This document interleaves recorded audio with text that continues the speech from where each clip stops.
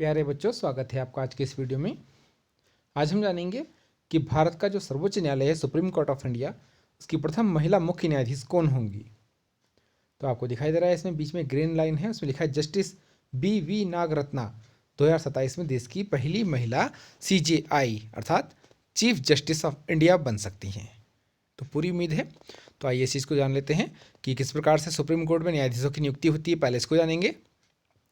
जो उच्चतम न्यायालय होता है सुप्रीम कोर्ट, उसमें न्यायाधीशों की नियुक्ति की जो प्रक्रिया है उसे कॉलेजियम के नाम से जाना जाता है। कॉलेजियम जो न्यायाधीश होते हैं उनका एक समूह होता है जिसमें कुछ न्यायाधीश शामिल होते हैं और वो सब मिलकर के अन्य न्यायाधीशों की नियुक्ति के लिए कार्य करते हैं।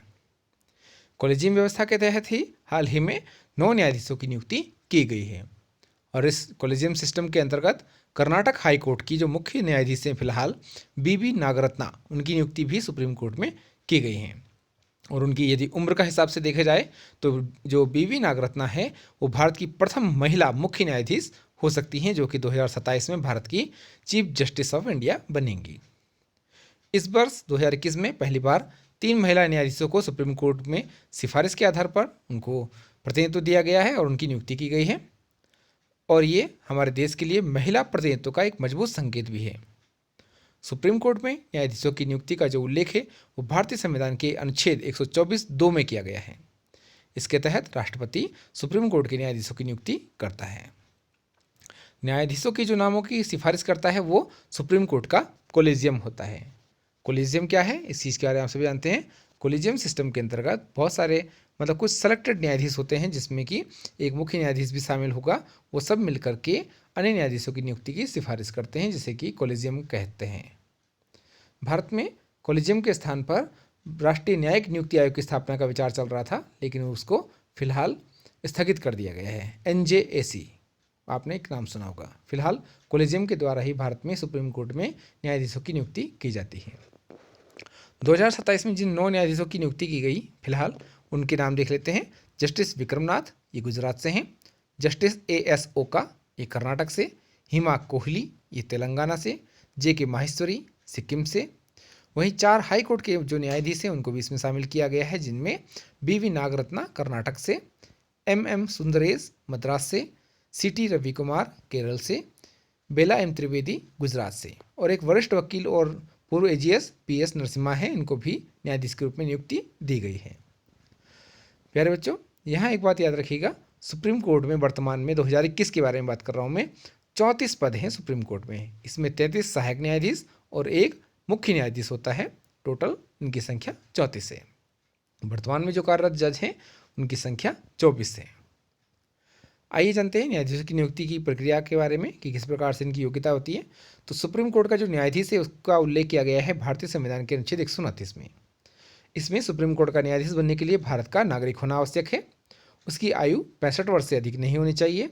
इसके अलावा जो हाई कोर्ट होते हैं राज्यों में, उसमें 5 वर्ष तक न्यायाधीश के पद पर या 10 वर्ष तक अधिवक्ता अर्थात वकील के पद पर वो रहा हो।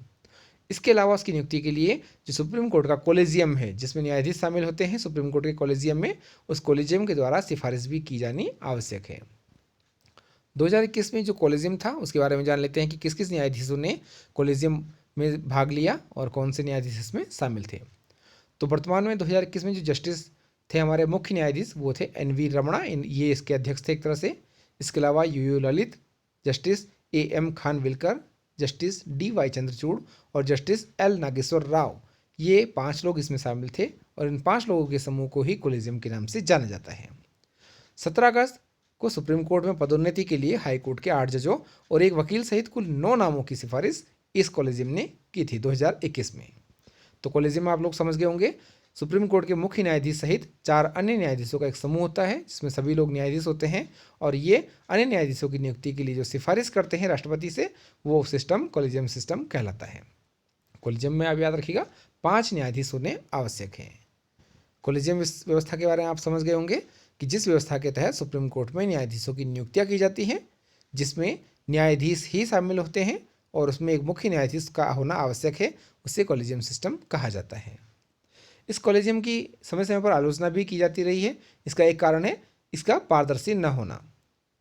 इसमें भाई भतीजावाद पाया जाता है, अर्थात जो न्यायाधीश इसमें शामिल होते हैं वो अपने ही किसी जानने वाले व्यक्ति को न्यायाधीश के पद पर नियुक्ति दे सकते हैं। इसके अलावा जो ये सार्वजनिक पद होते हैं ये हमेशा विवादों में फंस जाते हैं।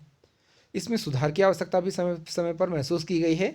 इसके अलावा न्यायाधीशों का चयन करते समय स्वतंत्रता की सुनिश्चितता, अभिनेता की प्रविष्टि, पेशेवर क्षमता और सत्यनिष्ठा की पारदर्शिता का भी इसमें ध्यान रखना पड़ता है।